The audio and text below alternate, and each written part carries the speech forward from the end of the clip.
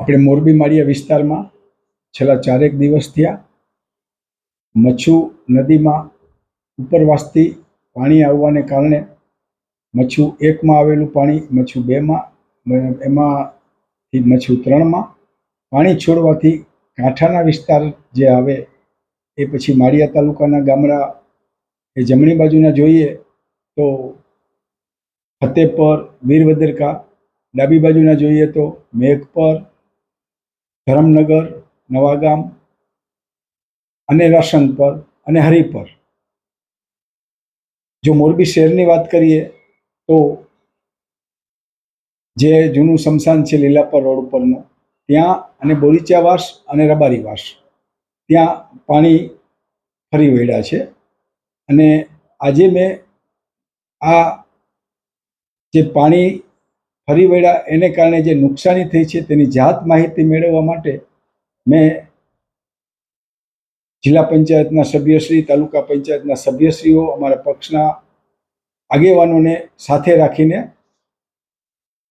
વીરવદરકા, ફતેપર, હરિપર, માળિયા, રાશનપર વગેરે ગામોની મુલાકાત લીધી અને ગ્રામજનોની જે કાંઈ લાગણી છે એનાથી શું માહિતગાર થયો. પ્રથમ દિવસથી જ હું વહીવટી તંત્ર સાથે 2017ના મારા અનુભવને ધ્યાને રાખીને હું પરામર્શ કરી રહ્યો હતો.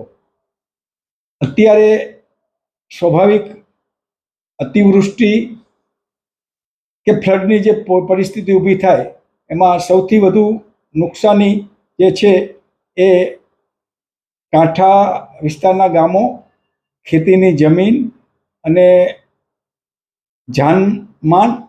જાનમાલને તદુપરાંત જે ઝૂંપડામાં રહેતા હોય ગરીબ લોકો, એના ઘર વખરી, એની ત્યાંથી એને સલામત સ્થળે ખસેડવાની કામગીરી, એ બધું જે તે સમયસર વહીવટી તંત્રએ કર્યું. એના પરિણામે જાનહાનિ ન થઈ. એટલું જ નહીં, પણ આજે મેં જિલ્લા વહીવટી તંત્ર, એ મામલતદાર હોય, ટીડીઓ હોય, ડીડીઓ હોય, કલેક્ટર હોય, ડેપ્યુટી કલેક્ટરશ્રી હોય, આરોગ્ય અધિકારી હોય, બધા સાથે મેં વાતચીત કરી અને મને સ્થળ ઉપર જઈને એ જોવા મળ્યું કે આજથી જ ઘર વખરી તદુપરાંત ઝૂંપડા, મકાનની નુકસાની એનો સર્વે ચાલુ થઈ ગયો છે. અને એ સર્વે પૂરો થાય એટલે તુરત જ એની નુકસાનીનું આકલન કરીને એનું વળતર મળે એ દિશામાં તંત્રએ કમર કસી છે. કેશ ડોલ્સની વાત કરું તો જ્યારે સ્થળાંતર કરવા પડ્યા છે આજે અમુક નાગરિકોને, એને કેશ ડોલ્સની આજે જ મળી જાય એવું પણ તંત્રને જણાવ્યું છે. રહી વાત વીજળીની, તો પીજીવીસીએલે કામગીરી કરીને આજે એક પણ ગામ એવું નથી કે જ્યાં વીજળી ન પહોંચી હોય. રહી વાત પીવાના પાણીની, તો પાણી પુરવઠા બોર્ડના કાર્યપાલક ઇજનેરશ્રી સાથે પણ મેં વાત કરીને જે આપણા માળિયા તાલુકામાં પીપળી 4 રસ્તા અને મોટા ભોલા જે હેડવર્ક્સ છે એ બંને કામ કાર્યાબંધ થઈ ગયા છે, પણ ખીરઈ છે ત્યાં એની મશીનરી છે એ ડૂબમાં ગઈ હતી, એટલે એને કારણે યાંત્રિક વિભાગે રિપેરિંગની કામગીરી હાથ ધરી છે. પછી Gujarat water infrastructure limited company છે, એમાં NC6 ખીરઈ પાસે છે, એમાં પણ કામગીરી અત્યારે ચાલુ છે. પણ સદનસીબે આ ગુજરાત વોટર ઇન્ફ્રાસ્ટ્રક્ચર કંપનીનું જે ટીમડીનું જે NC7 છે એમાંથી પીવાનું પાણી મળે છે. એટલે માળિયા તાલુકામાં પીવાના પાણીની પરિસ્થિતિનો પણ ઉકેલ લાવવામાં સફળતા મળી છે. રહી વાત રસ્તાઓની, જે રસ્તાઓ ડેમેજ થયા છે એ રસ્તાઓ પણ તાત્કાલિક સમારકામ હાથ ધરાય. અને મેં જોયું ખીરઈ ગામ પાસે જે નેશનલ હાઈવે છે હરિપર પાસે, ત્યાં પણ આજે ત્યાં કામગીરી ચાલુ હતી. નેશનલ હાઈવે ઓથોરિટી તરફથી પણ ત્યાં આજે તાબડતોબ યુદ્ધના ધોરણે કામગીરી ચાલુ રહી છે. આમ એકંદરે આમ જે અસરગ્રસ્ત વિસ્તારોમાં છે આજે પરિસ્થિતિ એકદમ નિયંત્રિત છે. લોકોને પણ સંતોષ છે.